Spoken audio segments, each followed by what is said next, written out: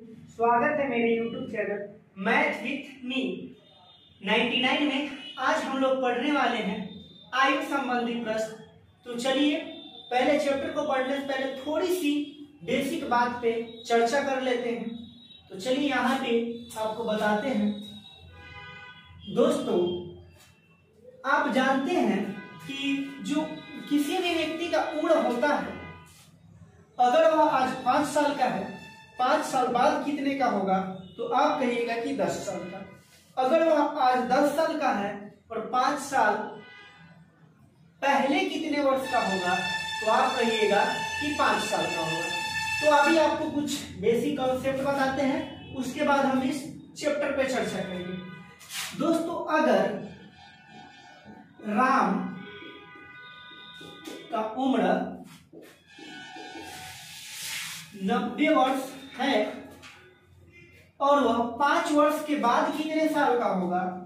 5 वर्ष के बाद वह कितने वर्ष का होगा? तो आप कहेंगे 90 का तो था, 5 साल और बढ़ जाएगा, यानी कि 95 साल का होगा। अगर यही कंडीशन रहे कि राम का उम्र 5 वर्ष के पहले कितने का होगा, अगर राम का उम्र अभी 90 का है तो 5 वर्ष के पहले कितने का होगा? तो आप कहिएगा 90 में से 5 घटा लीजिएगा और आप कहिए कि राम का उम्र 5 साल पहले 85 साल का होगा। तो इस प्रकार आगे आना है तो ऐड करना होगा और पीछे जाना रहेगा आपको तो आपको माइनस करना रहेगा। अभी हम क्वेश्चन में किस प्रकार लैंग्वेज का इस्तेमाल होता है वो बात आपको बता देते हैं। अगर क्वेश्चन में लिखा गया है कि राम का उम्र 90 वर्ष है, इसका मतलब है का मतलब होता है कि वह वर्तमान की बात कर रहा है, यानी कि प्रेजेंट की बात कर रहा है। अगर क्वेश्चन में आपके पास था या थी रहेगा कि हाँ राम का उम्र 10 वर्ष था, तो यह भूतकाल की बात करेगा, भूतकाल की बात करेगा, यानी कि यह पीछे की बात करेगा। भूतकाल का मतलब होता है पीछे। अगर क्वेश्चन में आपके पास होगा एंड होगी लिखा रहे, होगी या फिर होगा लिखा रहे, इसका मतलब होता है कि वह भविष्य की बात करता है, यानी आने वाले समय की बात करता है। भविष्य की बात यानी कि आने वाले समय की बात,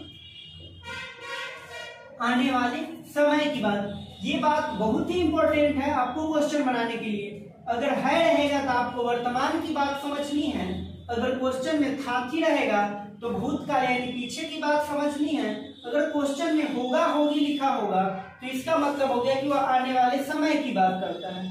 तो चलिए दोस्तों, एक और इसका बात जो है ध्यान में रखने योग्य है कि किसी भी दो व्यक्ति के उम्र में जो डिफरेंस होता है वह हमेशा समान होता है, यानी कि किसी भी दो व्यक्ति का उम्र का अंतर जो है हमेशा समान रहेगा।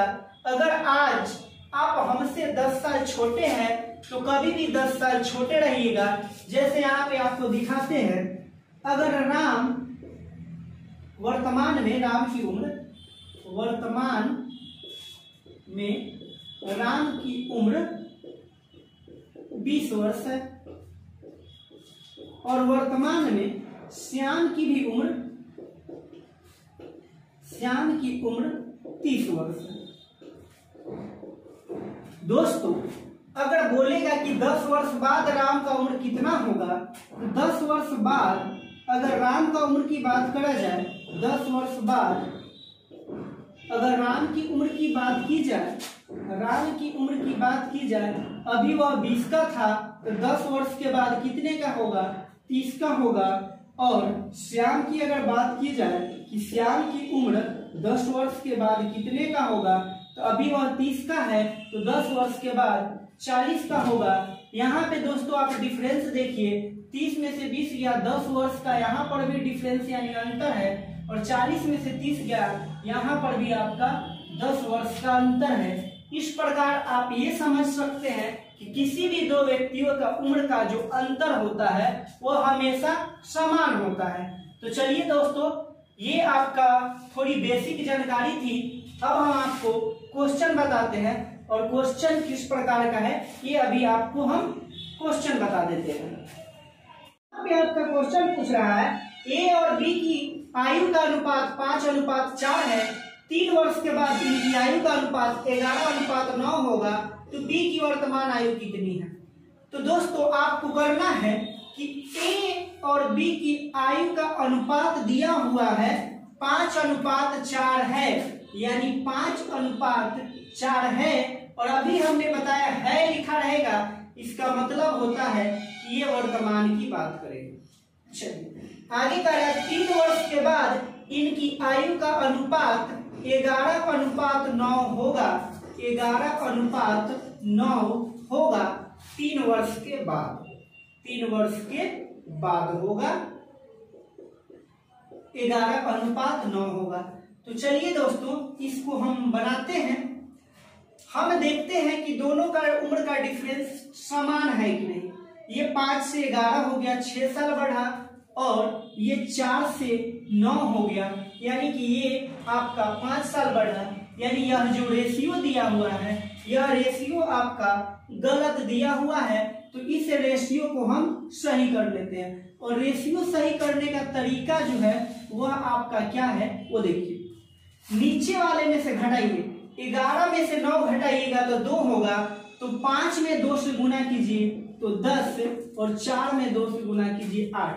देखिए दोस्तों करना क्या है, नीचे वाले में से घटा के ऊपर वाले में गुना करना है, और ऊपर वाले में से घटा के नीचे वाले में गुना करना है।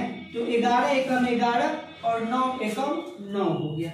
यानी कि अब आपका जो रेशियो है 10:8 और 11:9 का है। यहाँ पे देखिए कितना साल का डिफरेंस है, तो 10 से 11 हो गया और 8 से 9 हो गया, यानी कि आपका 1 वर्ष का डिफरेंस है। कितने वर्ष का डिफरेंस है? 1 वर्ष का डिफरेंस है। लेकिन यहाँ पे क्वेश्चन में कह रहा है आपको कि 3 वर्ष का डिफरेंस है, यानी 1 का वैल्यू 3 हुआ। आपसे पूछा है बी का वर्तमान आयु कितना है, तो बी का वर्तमान में 8 रेशियो है, तो 1 का वैल्यू 3, तो 8 का वैल्यू होगा 8 गुना 3, यानी 8 त्रिका 24 वर्ष आपका आंसर हो जाएगा। दोस्तों आप इस क्वेश्चन को ये ट्रिक की मदद से बना सकते हैं। अगर आप इस क्वेश्चन को बेसिक बनाना चाहते हैं तो बेसिक भी आप बना सकते हैं।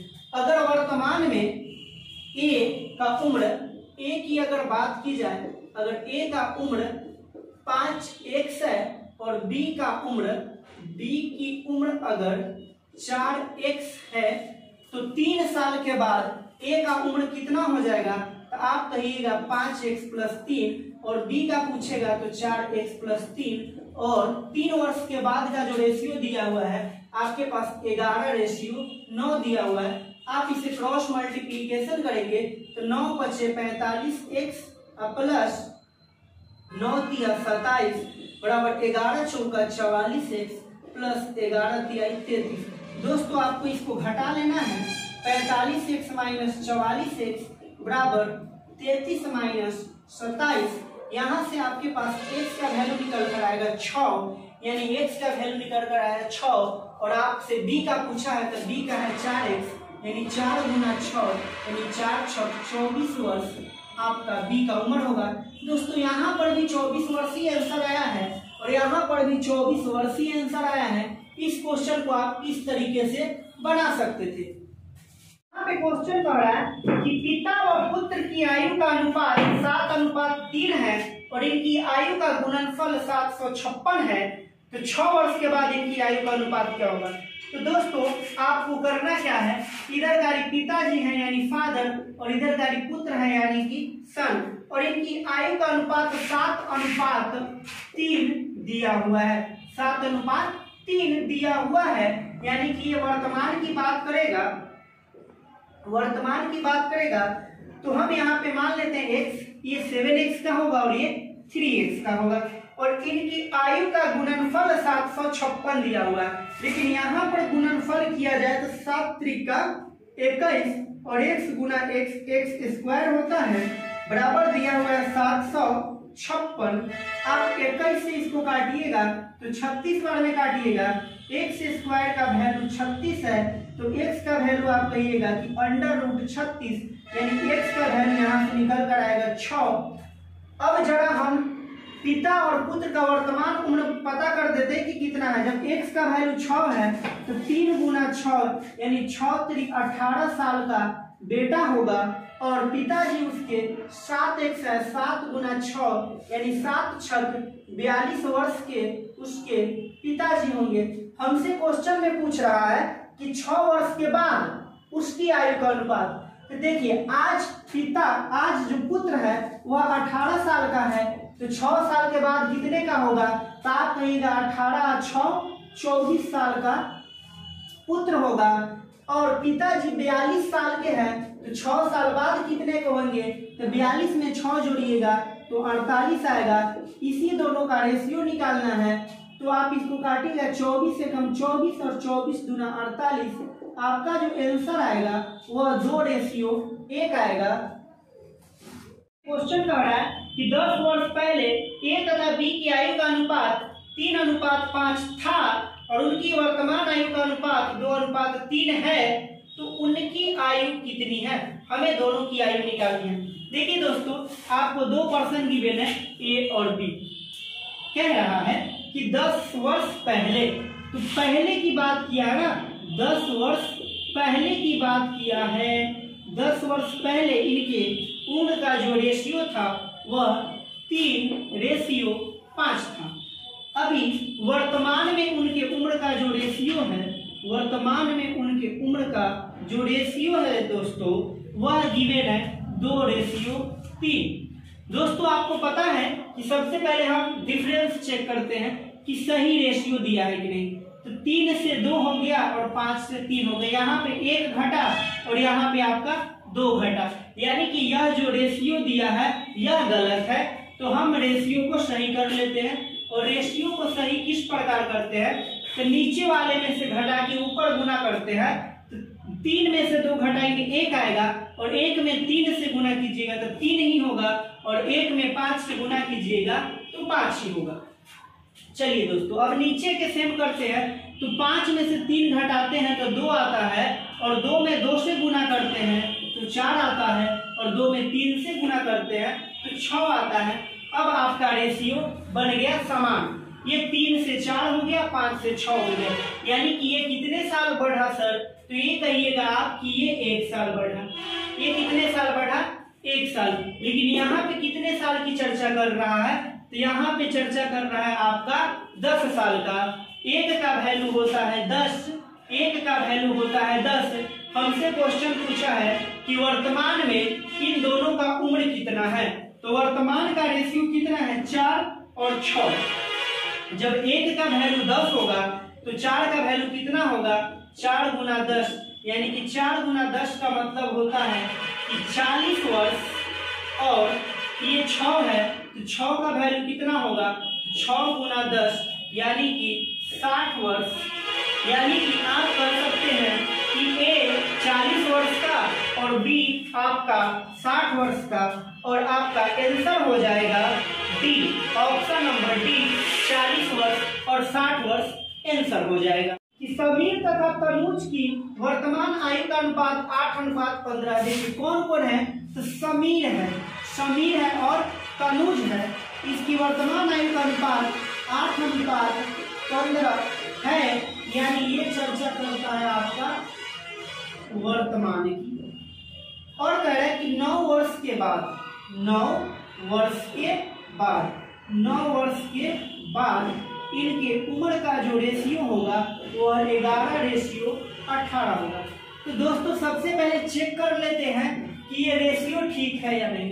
8 से 11 होगा 3 का डिफरेंस, 15 से 18 होगा 3 का डिफरेंस, यानी डिफरेंस ठीक है। यानी यहाँ पे कितने का डिफरेंस है, 3 साल का, 3 साल बढ़ा।